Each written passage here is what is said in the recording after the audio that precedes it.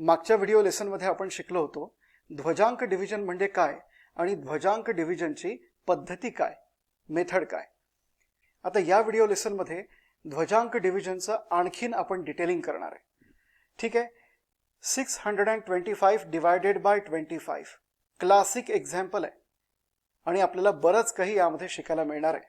Net dividend, gross dividend यांच्या concept आणखीन clear होणार आहे, डीपन होणार आहे. डिव्हिडंड आणि डिवायझर कसा लिहायचा. 625 हा आहे डिव्हिडंड आणि सगळ्यात पहिले आपण वर्टिकल लाईन काढून घेऊ, त्यानंतर हॉरिझॉन्टल लाईन. आता पुढली महत्वाची स्टेप म्हणजे डिवायझर आपण कसा लिहायचा. लक्षात घ्या, डिवायझर कसा लिहायचा. डिवायझर काय आहे, या एक्झाम्पल मधला डिवायझर काय आहे. डिवायझर म्हणजे भाजक आहे 25. या 25 ला आपण लिहायचं कसं. या 25 ला आपण आता फ्लॅग आणि ऍक्च्युअल डिवायझर या फॉर्म मध्ये कसं लिहितो. हा जो लेफ्ट साइड कडला डिजिट आहे 2 याला आपण करतो ऍक्च्युअल डिवायझर आणि राईट साइड कडला जो डिजिट आहे याला आपण करतो फ्लॅग.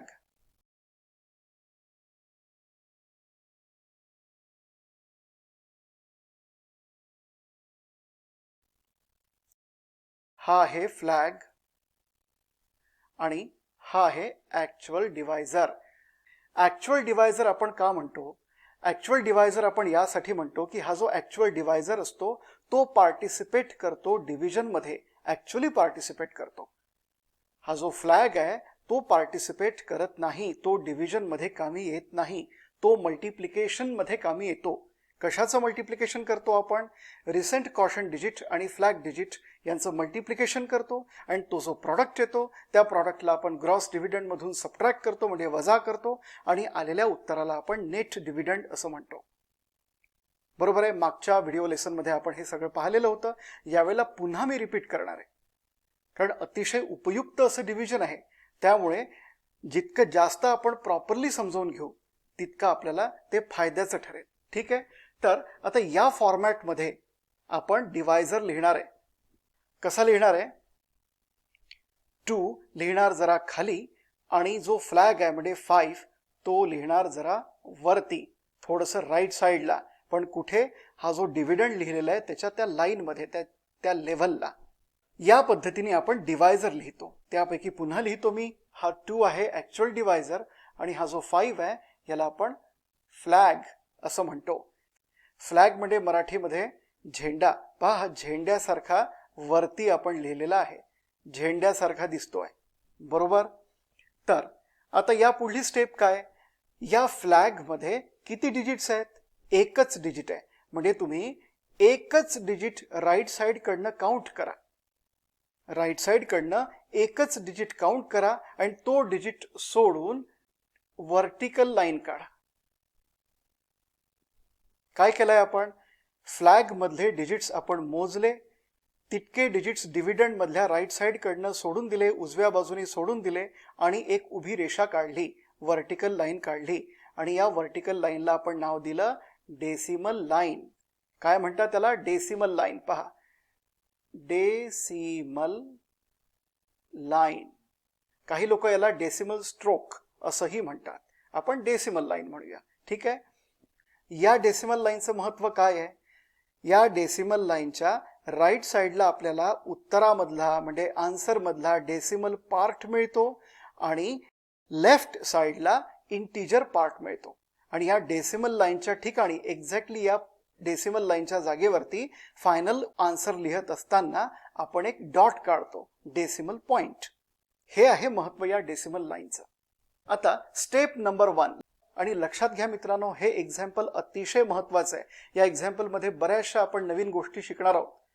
म्हणून प्रत्येक स्टेप झाली की ती स्टेप व्हिडिओ पॉज करायचा आणि ती स्टेप लिहून घ्यायची, कारण त्याशिवाय या गोष्टी कळणं कठीण आहे. प्रॉपर अंडरस्टँडिंग डेव्हलप होणं कठीण आहे. म्हणून स्टेप्स तुम्ही वेळच्या वेळेला लिहून घ्यायच्या. पहिली स्टेप काय आहे. डिव्हिजन आपण सुरू करतो लेफ्ट साइड कडनं. लेफ्ट डिजिट काय आहे. 6 आहे. 6 आहे डिव्हिडंड. 6 आहे डिव्हिडंड मधला पहिला डिजिट. या डिव्हिडंड मधल्या पहिल्या डिजिटला ऍक्च्युअल डिवायझर 2 नी डिवाइड करायचं आहे. बरोबर, पहिल्या डिजिटला ऍक्च्युअल डिवायझर 2 नी डिवाइड करायचं आहे. काय येतो कोशंट? 2 3 जा 6 म्हणजे कोशंट येतो 3 आणि रिमाइंडर काय येतो? 6 - 6. 2 3 जा 6 आणि 6 - 6 इज इक्वल टू 0. बरोबर, कोशंट इज इक्वल टू 3 आणि रिमाइंडर इज इक्वल टू 0. मग आता हे कुठे लिहायचं? कोशंट 3 लिहा या 6 च्या खाली, कारण या 6 ला आपण डिवाइड केलेला आहे म्हणून. आणि रिमाइंडर 0 कुठे लिहायचा? रिमाइंडर 0 लिहायचा प्रिफिक्स, ॲज ए प्रिफिक्स लिहायचा. कशाला प्रिफिक्स म्हणून लिहायचा? हा जो पुढला डिजिट असतो, आपण डिवाइड कशाला केलं? 6 ला केलं. 6 च्या पुढे कुठला डिजिट आहे? 2 आहे, म्हणून या 2 ला या स्टेप मधला रिमाइंडर 0 ॲज ए प्रिफिक्स म्हणून लिहायचा. ठीक आहे. आता याला वाचायचं कसं? 02. 02 मध्ये लेफ्ट साइडला 0 असल्यामुळे त्याची व्हॅल्यू नाही आहे, म्हणून याला 2 असं वाचा. काय वाचणार आहे? 2. तर 2 आहे आपला ग्रॉस डिव्हिडंड. काय आहे? Gross dividend. हा जो 2 आहे 02 तो आहे ग्रॉस डिव्हिडंड. या ग्रॉस डिव्हिडंडला तुम्ही डायरेक्टली ऍक्च्युअल डिवायझरनी डिवाइड करू शकत नाही. त्यासाठी आपण काय करतो? त्यासाठी आपण नेट डिव्हिडंड कॅल्क्युलेट करतो, कारण नेट डिव्हिडंडलाच आपण डिवाइड करू शकतो. मग नेट डिव्हिडंड कसा कॅल्क्युलेट करायचा? प्रॉडक्ट घ्यायचा. कशाचा प्रॉडक्ट घ्यायचा? कोशंट डिजिट आणि फ्लॅग डिजिट यांचा प्रॉडक्ट घ्यायचा.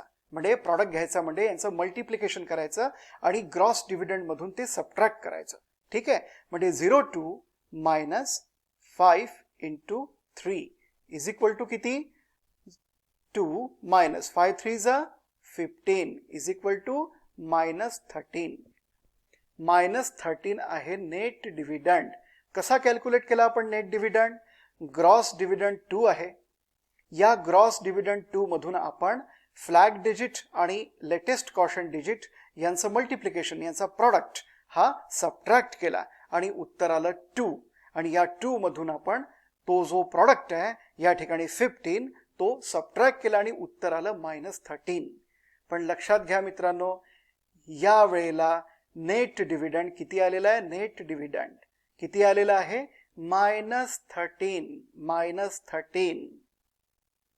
एक पॉइंट, महत्वाचा पॉइंट नोट करा मित्रांनो, महत्वाचा पॉइंट, की नेट डिव्हिडंड आपल्याला निगेटिव्ह नको. नेट डिव्हिडंड आपल्याला निगेटिव्ह नको. नेट डिव्हिडंड पॉझिटिव्हच असावा. कारण असं आहे की नेट डिव्हिडंड जर का निगेटिव्ह आला असेल तर त्याचा अर्थ असा होतो की या स्टेपमध्ये, या पहिल्या स्टेपमध्ये, अगोदरच्या स्टेपमध्ये आपण काय केलंय? डिव्हिजन जास्त केलेलं आहे. म्हणजे आपण आपल्या भाषेत असं म्हणू शकतो, जरा जास्तच डिव्हाइड केलेलं आहे. आणि इंग्लिशमध्ये काय म्हणतो आपण? इंग्लिश मीडियमच्या मित्रांना जरा हे समजावून सांगतो. See friends, if net dividend is negative number, it means that in the last step you have divided in excess. Right? You have divided in excess.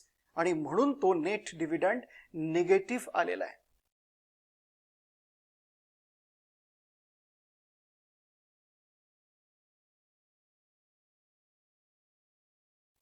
तर हा नेट डिव्हिडंड निगेटिव्ह आलेला आहे मागच्या स्टेपमध्ये डिव्हिजन आपण जास्त केल्यामुळे.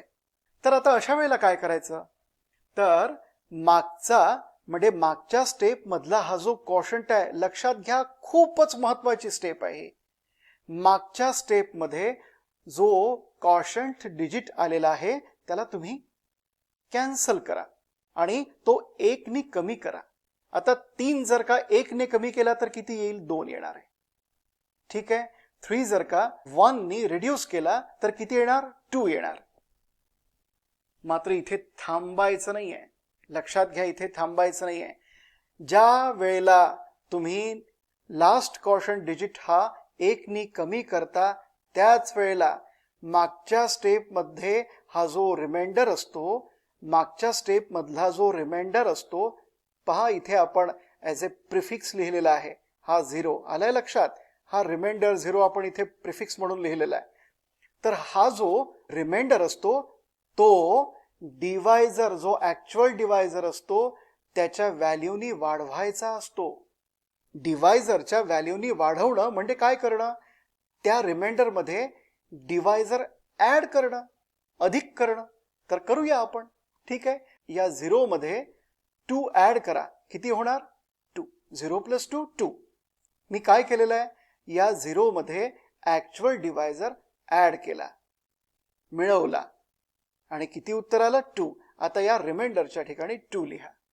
ही अतिशय क्रुशियल स्टेप आहे. म्हणून जे काही आता मी बोललो ते व्हिडिओ ताबडतोब पॉज करा आणि लिहून घ्या. ओके, तर तुम्ही लिहून घेतलेलं असेल. पुढे जाऊया. आता हा जो ग्रॉस डिव्हिडंड आहे, आता किती आहे ग्रॉस डिव्हिडंड? 22. 0च्या ठिकाणी आपण 2 लिहिलेलं आहे. ग्रॉस डिव्हिडंड किती आहे आता? 22. ठीक आहे, आणि कॉशंट किती आहे आता? 3 नाही आहे, 2 आहे कॉशंट. बरोबर. आता या ज्या दोन नवीन व्हॅल्यूज आहेत, म्हणजे कॉशंट 3च्या ठिकाणी 2 लिहिला, ग्रॉस डिव्हिडंड 2च्या ठिकाणी 22 लिहिला. या ज्या दोन नवीन व्हॅल्यूज आहेत त्या नवीन व्हॅल्यूजला सोबत घेऊन ही जी स्टेप आहे ही रिपीट करा, पुन्हा करा.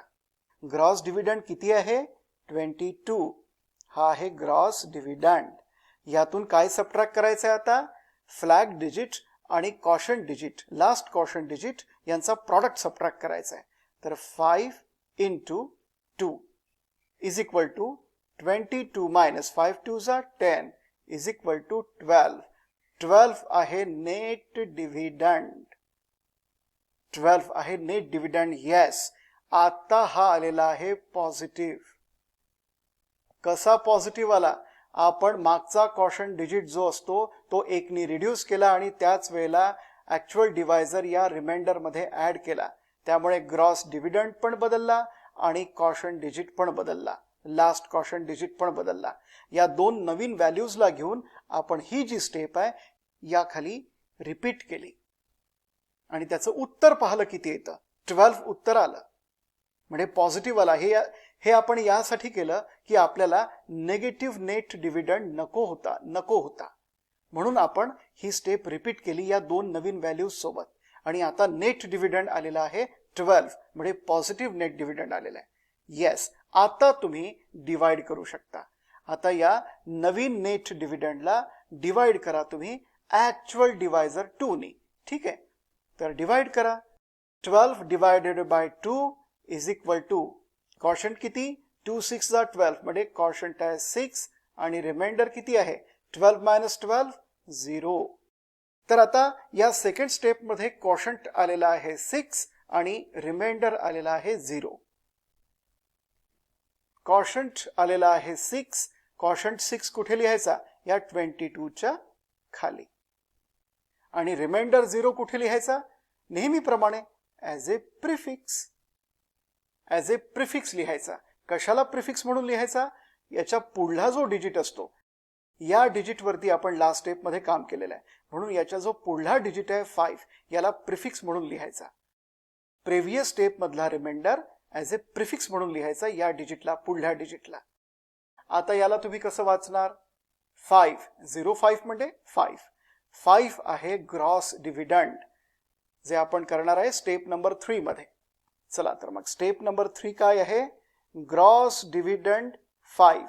काय आहे 5? Gross dividend. ग्रॉस डिव्हिडंडला आपण डायरेक्टली ऍक्च्युअल डिवायझरनी डिवाइड करू शकत नाही, म्हणून ग्रॉस डिव्हिडंड पासून आपण आता कॅल्क्युलेट करणार आहोत नेट डिव्हिडंड. आणि कसा कॅल्क्युलेट करणार आहोत? लास्ट कॉशंट डिजिट आणि फ्लॅग डिजिट यांचा जो प्रॉडक्ट आहे तो आपण सबट्रॅक्ट करतो. 5 × 6. या ग्रॉस डिव्हिडंड मधून फ्लॅग डिजिट आणि लास्ट कॉशंट डिजिट सबट्रॅक्ट करतो. किती येणार उत्तर? 5 - 5 6 30 इज इक्वल टू -25. -25 आहे नेट डिव्हिडंड. -25 आहे नेट डिव्हिडंड. मात्र यावेळेला सुद्धा नेट डिव्हिडंड हा निगेटिव्ह आलेला आहे. आपल्याला नेट डिव्हिडंड निगेटिव्ह नको. आपल्याला नेट डिव्हिडंड पॉझिटिव्ह नंबरच हवा असतो. म्हणून काय करायचं? मागच्या स्टेपमध्ये आपण जे केलं तेच आता रिपीट करूया. -25 आपल्याला नको आहे नेट डिव्हिडंड म्हणून आपण आता एक मागची जी स्टेप आहे मागच्या स्टेपमध्ये जे केलं ते रिपीट करूया. काय केलं होतं आपण? लास्ट कॉशन डिजिट जो आहे तो आपण कॅन्सल केला आणि तो 1 ने कमी केला. वी रिड्यूस्ड इट बाय 1 आणि 6 - 1 = हाऊ मच? 5. 6 ला 1 ने कमी केला म्हणजे 5 आला आणि त्याच वेळेला हा जो रिमाइंडर आहे त्या रिमाइंडरला सुद्धा आपण कॅन्सल केलं आणि त्याच वेळेला हा रिमाइंडरचं काय केलं आपण? या रिमाइंडर सोबत आपण ऍक्च्युअल डिवायझर ऍड केला. 0 + 2 2. हा जो 2 आहे हा नवीन रिमाइंडर आहे.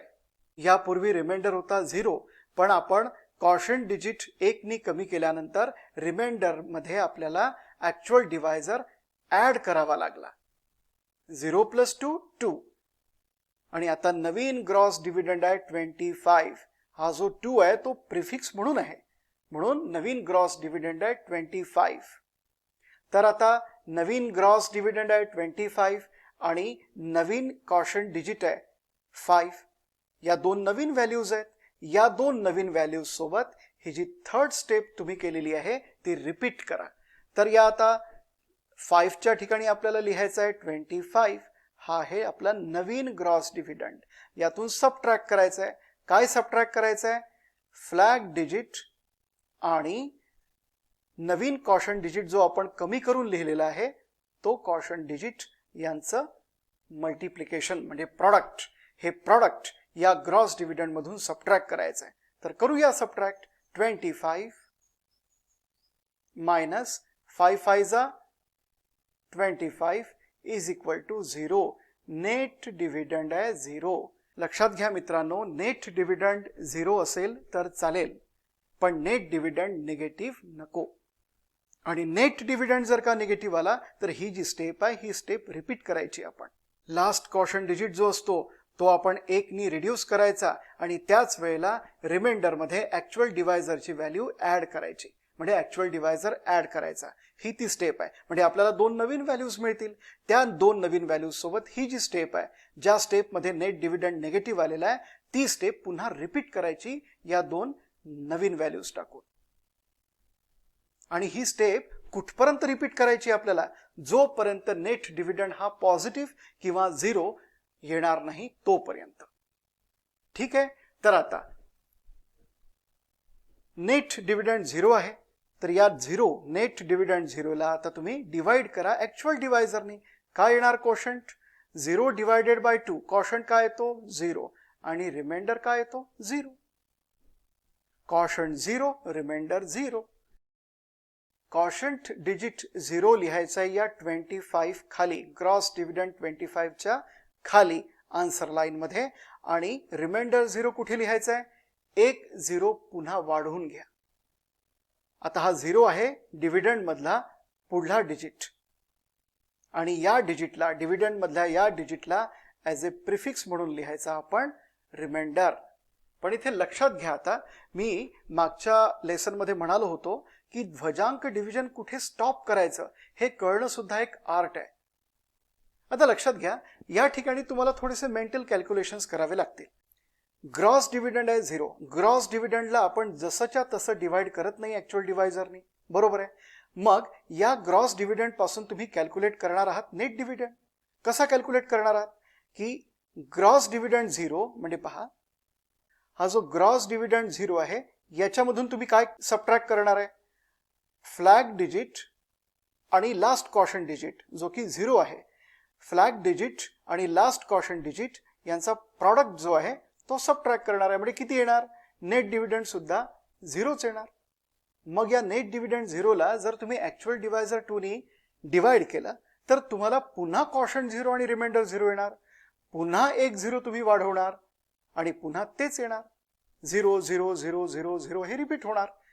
जितके वेळा ह्या स्टेप तुम्ही रिपीट केल्या तितके वेळा तुम्हाला कॉशंट हा 0 0 0 0 0 0 मिळणार. म्हणून ही योग्य वेळ आहे ही डिव्हिजन थांबवण्याची. त्यामुळे आता आपण फायनल आन्सर लिहूया. काय आहे फायनल आन्सर? लक्षात घ्या, फायनल आन्सर काय आहे? 2, 5 आणि ही जी डेसिमल लाईन आहे या डेसिमल लाईनच्या ठिकाणी तुम्हाला डेसिमल पॉइंट लिहायचं आहे. त्याच करता असते ती डेसिमल लाईन. डेसिमल लाईनच्या ठिकाणी तुम्हाला डेसिमल पॉइंट लिहायचा आहे आणि पुढला जो डिजिट आहे 0 तो पॉइंटच्या राईट साईडला लिहायचा आहे. ठीक आहे, म्हणून आपलं उत्तर काय आलेलं आहे? 25.0 म्हणजे 25. तर हे आहे ध्वजांक डिव्हिजन. आपण हे एक्झाम्पल अगदी डिटेलमध्ये घेतलेलं आहे. मला खात्री आहे की हे जे ग्रॉस डिव्हिडंड आहे, नेट डिव्हिडंड आहे, या कन्सेप्ट तुम्हाला प्रॉपरली कळल्या असतील. नेट डिव्हिडंड ज्यावेळेला निगेटिव्ह येतो त्यावेळेला आपण काय करतो? लास्ट स्टेप मधला कॉशन डिजिट हा 1 नी कमी करतो आणि त्याच वेळेला ग्रॉस डिव्हिडंड मधल्या रिमाइंडर सोबत आपण ऍक्च्युअल डिव्हायझर ऍड करतो. म्हणजे आपल्याला आता 2 नवीन व्हॅल्यूज मिळालेल्या आहेत. लास्ट कॉशन डिजिट आणि ग्रॉस डिव्हिडंड या 2 नवीन व्हॅल्यूज निघालेल्या आहेत. त्यामुळे या 2 नवीन व्हॅल्यूज सोबत ज्या स्टेपमध्ये नेट डिव्हिडंड हा निगेटिव्ह आलेला आहे ती स्टेप रिपीट करायची असते. तर आता पुढल्या व्हिडिओमध्ये पुढलं एक्झाम्पल पाहूया. पुन्हा एकदा सांगतो की हे सगळं इन डिटेल तुम्ही तुमच्या नोटबुकमध्ये लिहून घ्या. सो पुढल्या व्हिडिओमध्ये आपण पाहू पुढलं एक्झाम्पल.